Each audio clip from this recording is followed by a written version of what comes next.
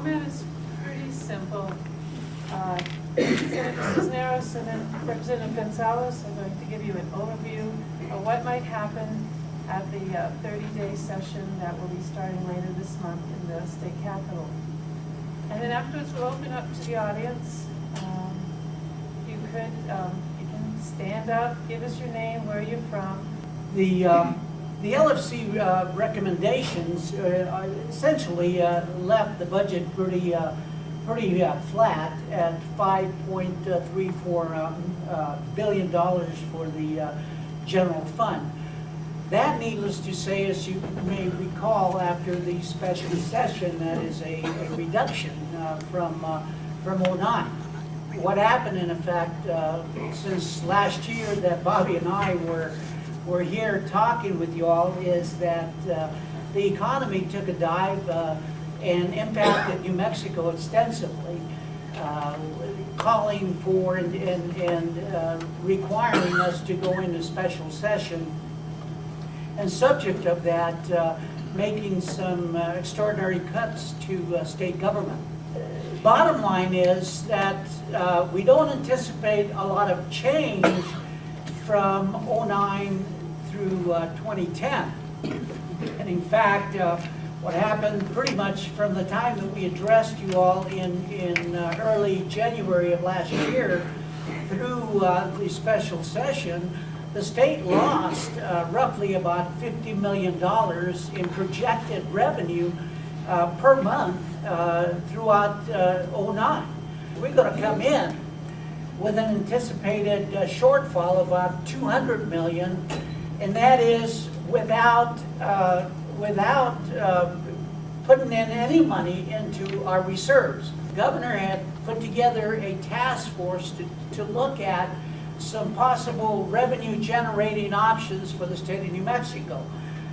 He has since then come back and at least in a meeting with members of the Legislative Finance Committee has said, you know, everything is on the table except I will not, in effect, said I will not sign any measure that would impose an increase in the PIT or the personal income tax, whether it's a high bracket or the lower bracket or any bracket. He simply said that very, very clearly.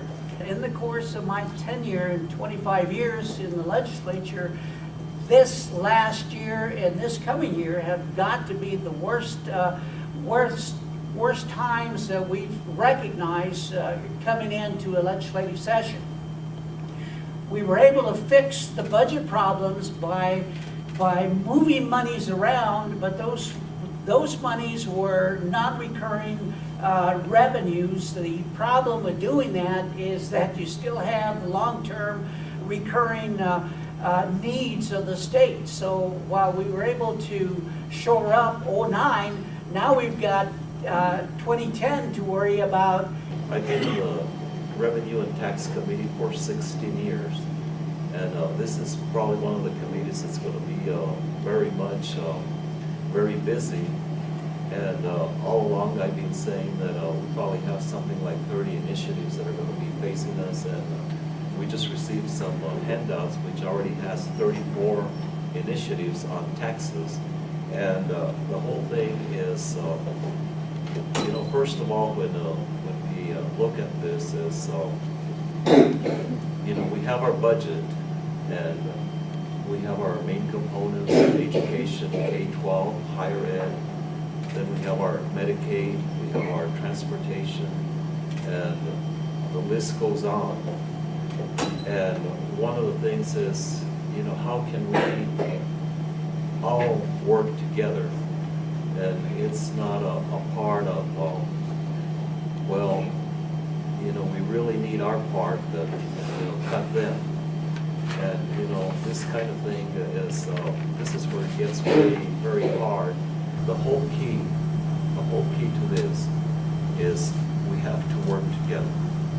We really do. It's not about us, it's not about them, it's not about our part, or, you know, it has to be, the whole thing has to be integrated together. And this is until we can weather ourselves out of this. But in the process, because, there's only so much, and that's what it is. There's only so much, and what can we do?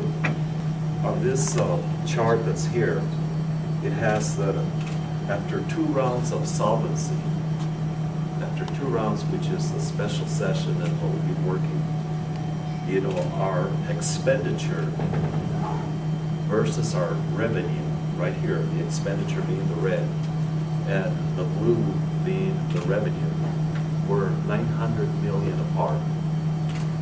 And that gap is going to have to come in order to work. We have employees now looking to the private sector, to the federal sector, no longer wanting to work in state government. We have agencies like Aging and Long-Term Services, the ARC, that affect state employees provide Medicaid services, foster care. It's becoming increasingly difficult to get foster families, to foster children. We have abuse. In our department, we've seen quite a rise in referrals for our investigators in child abuse and neglect.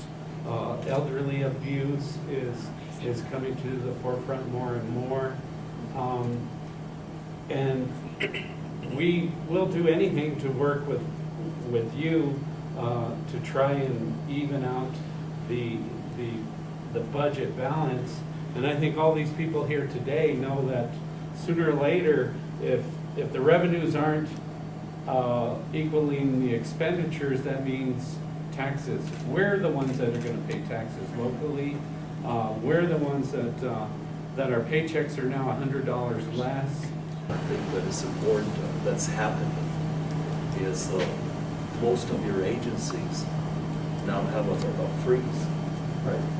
So if there's any retirements, any by attrition, these positions are not being filled. So then the remaining group gets more work.